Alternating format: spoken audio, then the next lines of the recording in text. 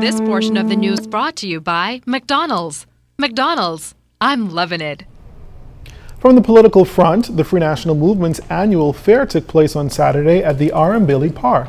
It was the opportunity for the party's deputy leader to share her views on a possible leadership run. She talked with our Julian Gibson. Speculation has been high as the former Prime Minister, the Right Honourable Hubert Ingram, returning as leader of the FNM. At the FNM fair over the weekend, Mr. Ingram attended the fair and was greeted by party supporters, fueling those speculations. Supporters hugged him, took pictures with him, and were excited to see the former Prime Minister.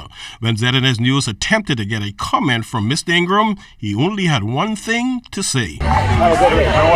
Well, whenever that day comes for the leadership election, Deputy Leader Mrs. Loretta Butler-Turner name might just be in the running. She said that if supporters call upon her to lead the party into the next general election, she will answer the call.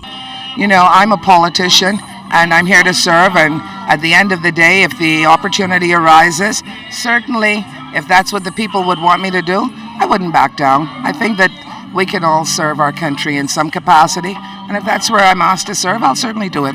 But personally, do you want to do it?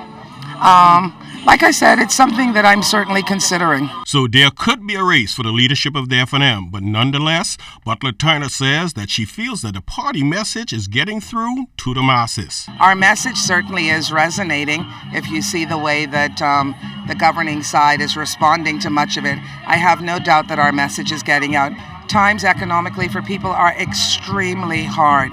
And so when I look at those persons that are without jobs, when I look at the individuals that are struggling to try make do with the little that they have, I think that we're going to have a greater level of people falling into the poverty level. Reporting for the ZNS News Network, I'm Julian Gibson. At least one labor leader says unions are on full alert and preparing to take action if outstanding labor concerns aren't resolved. While there has been progress in one area, that is the validation of unions being addressed, there are others that, if not addressed, could force employees to unite and take action. With that story tonight, here's Jiminita Swain. The Validation Act passed by senators last week provides validations for unions not registered. For President of the Trade Union Congress, Obie Ferguson, that's a step in the right direction because he acknowledged that some employers were refusing to negotiate industrial agreements and, in some instances, purportedly denying employee benefits. Overall, I think it was a move that was necessary for the workers and the unions. My only hope is that I hope that what the mischief that was created as a result of the non-registration of these unions, it is my hope that it was in fact remedied. The Teachers, Public Services and Airport Island Workers Union, Ferguson revealed, were directly impacted by the bill, but Ferguson admitted that there are still other burning issues that need attention. We say that there ought to be an amendment to the Act to provide for things like commission to be wage. Overtime, for an example, that's a question mark. Overtime is wage. It should not be subject to gratuity. The present law provides for if you are made redundant, you can't get your gratuity. Ferguson says there has been a number of discussions with government over these labor grievances. However, he says unions are still waiting for resolution. The nurses got problem, the doctors got problem, the hotel workers got problem, the water and sewage got problems, BEC got problems. The unions, customs and immigration, is a major issue. Nothing has happened there, zero. So what do you think the 1,100 workers in there will do in a few days' time? Originally, Ferguson had hoped to have a number of those issues resolved by Labor Day. However, he says if they don't get something concrete soon, that 3-day shutdown will be inevitable. Jiminita Swain, ZNS Network News. Still to come, the Miami Dolphins in town. And the Bahamas Swimming Championships are coming up. You're watching The Bahamas Tonight. This portion of the news was brought to you by McDonald's. McDonald's, I'm loving it.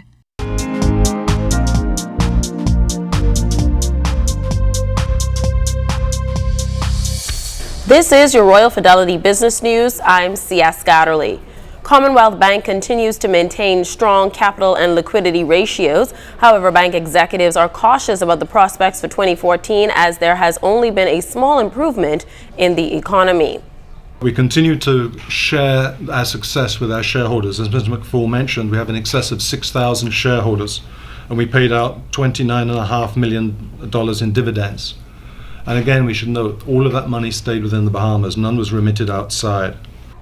In other business news, the Central Bank of the Bahamas is celebrating 40 years as the national institution mandated to promote monetary and financial stability and develop the financial system that would support economic growth and development. It performs several unique functions, including the issuance of Bahamian currency banker to banks, banker to the government, management of the country's external reserves, oversight of the payment systems, administration of exchange controls, and supervision and regulation of banks. The bank will commemorate this occasion through a series of events to be held over the course of the year. And in international news, the International Air Transport Association has said the global airline industry's profit forecast for this year has been cut amid fears over China's economic growth. The trade body predicts airlines will make $18 billion in profit in 2014, lower than its $18.7 billion that was forecasted in March. It blamed concerns over the Chinese economy's performance and a slowdown in the world trade for the downgrade. This has been your Royal Fidelity Business News. I'm C.S. Scatterly.